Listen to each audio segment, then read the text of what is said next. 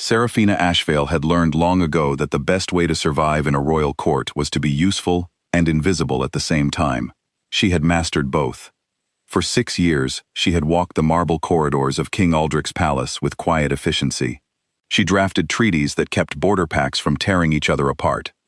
She sat through negotiations that lasted until sunrise, choosing her words the way a surgeon chooses a blade, carefully, precisely, with the full understanding that one wrong move could cost lives. She had talked 3 feuding pack lords down from open war, and written the correspondence that secured the Northern Realm's strongest trade alliance in 40 years.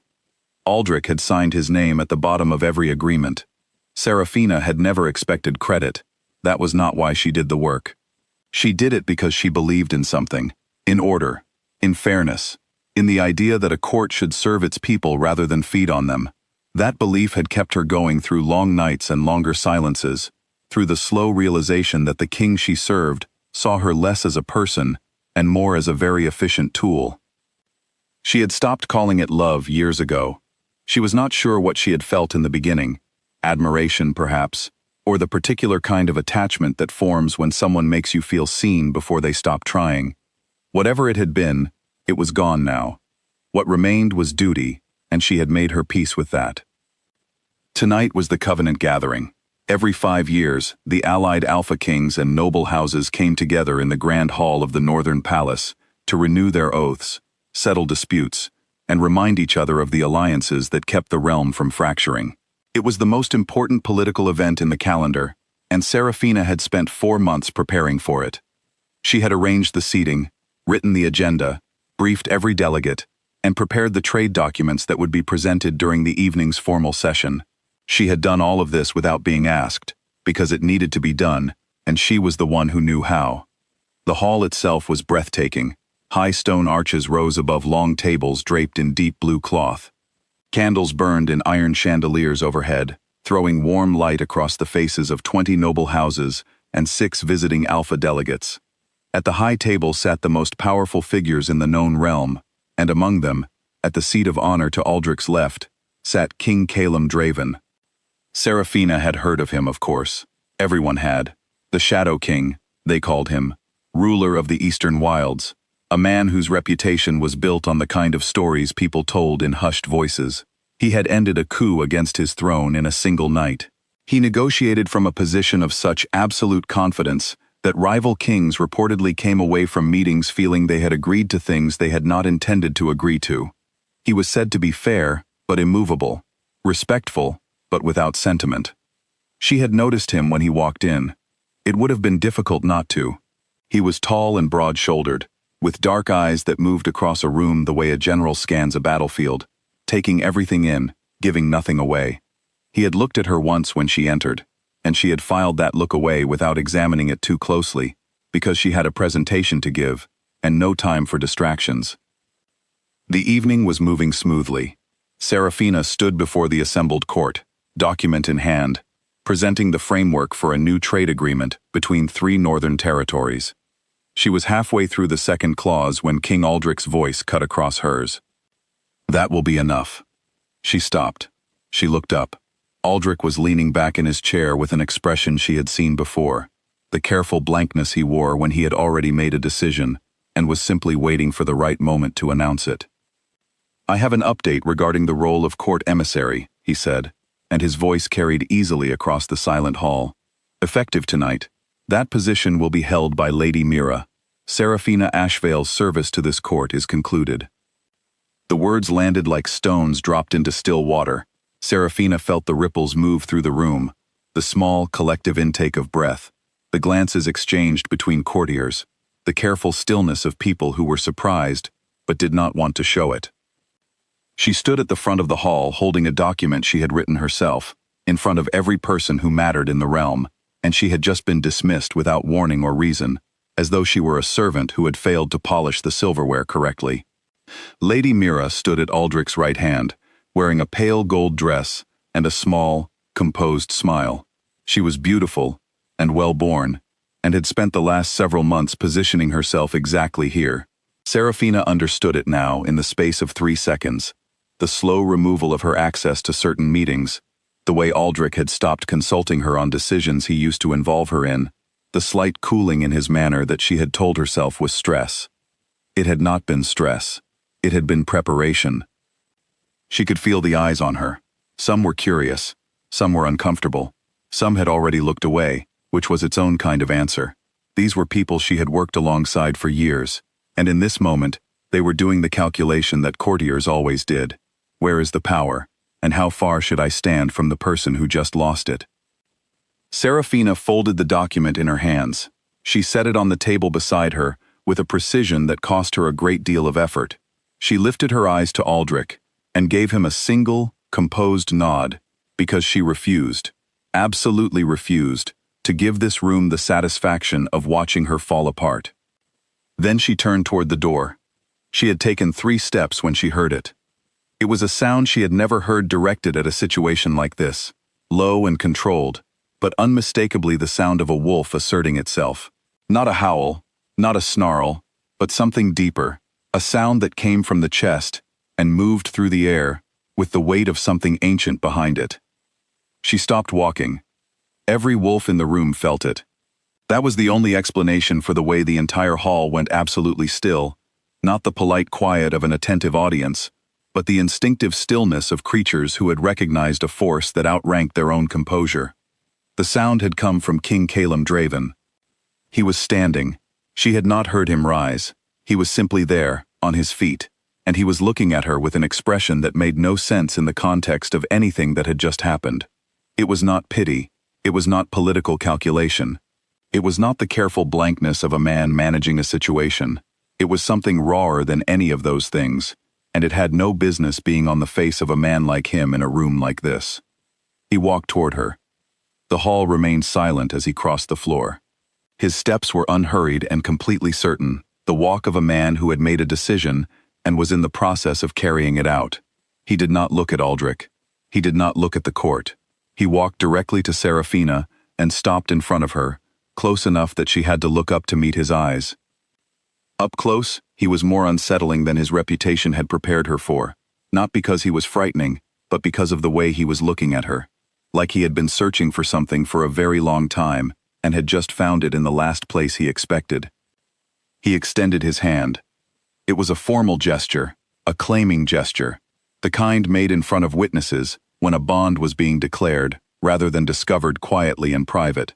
She understood this with the part of her brain that had memorized every court protocol she had ever encountered. The part of her that was not running protocol was struggling to breathe normally. She looked at his hand. She looked at his face.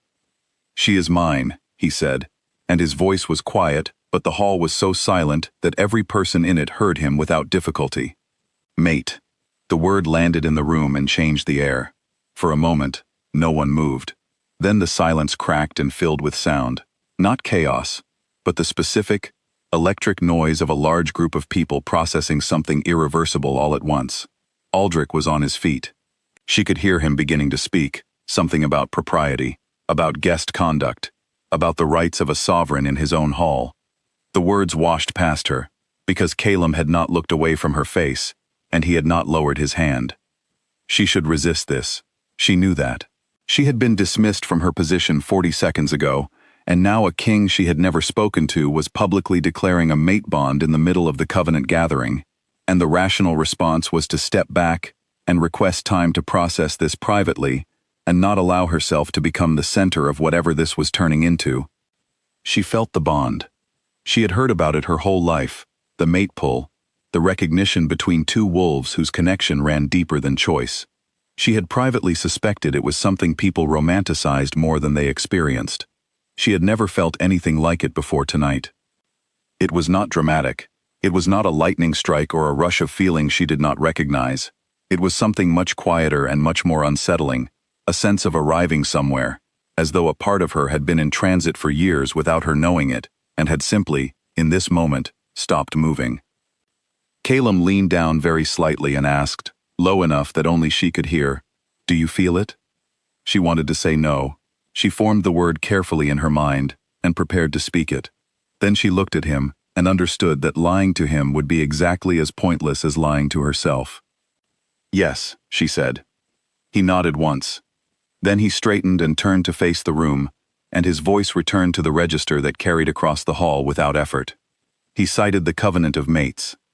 He named it precisely, the original accord, established long before any of the current kings had been born, which existed across all pack law and superseded individual court authority. He cited the founding year. He cited the clause.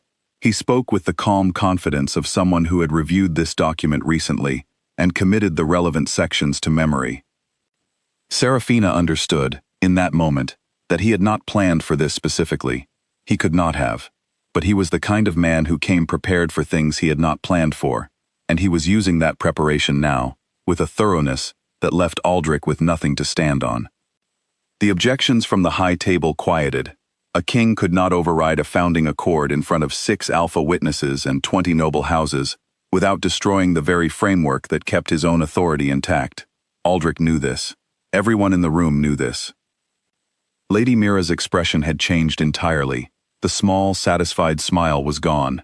In its place was something that Serafina, despite everything, did not feel satisfied to see. Because she had never wanted victory through someone else's humiliation. That was not who she was. Calum offered her his arm. She took it. They walked out of the grand hall of the Northern Realm together, and the assembled court watched them go in complete silence. In the corridor beyond the hall, away from the candlelight and the watching eyes, Serafina became aware of several things at once. Her hands were steady, her breathing was steady. She had not cried, had not raised her voice, had not lost her composure at any point during the last several minutes, which felt like a remarkable achievement, given that her entire life had just reorganized itself without her permission. Calum slowed when they reached the corridor, and looked at her with an expression that had shifted, still composed, but with something more careful in it, more aware. "I know this is not what you expected tonight," he said. "No," she agreed. "I want to be clear about something," he said.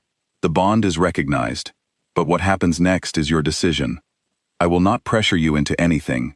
You can take whatever time you need." She studied him for a moment. He meant it.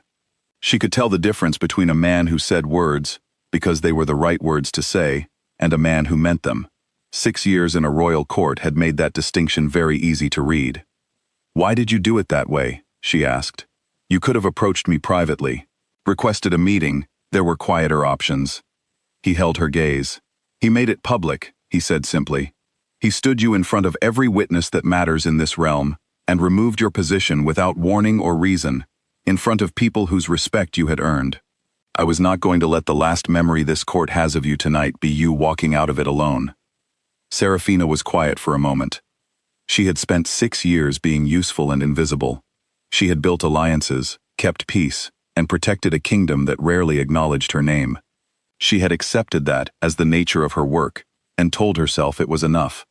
She was not entirely sure she still believed that. "You memorized the Covenant of Mates," she said. The corner of his mouth moved. It was not quite a smile, but it was close. "I memorized things that might be relevant." "You did not know you would need it tonight."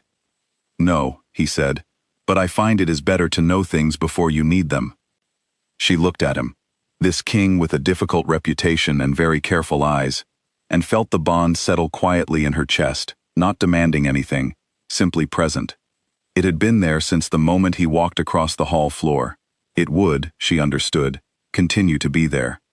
Outside the palace, the night was cool and clear, the grounds spread out before them, torches lining the path to the gate, and through the high windows of the grand hall behind them, the warm light of 20 candelabras spilled out into the dark.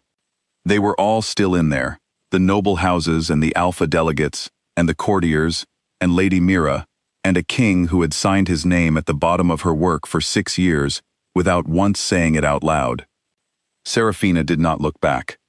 She walked forward, into a night that was entirely uncertain and entirely her own, and she let herself, for the first time in a very long time, wonder what might happen next.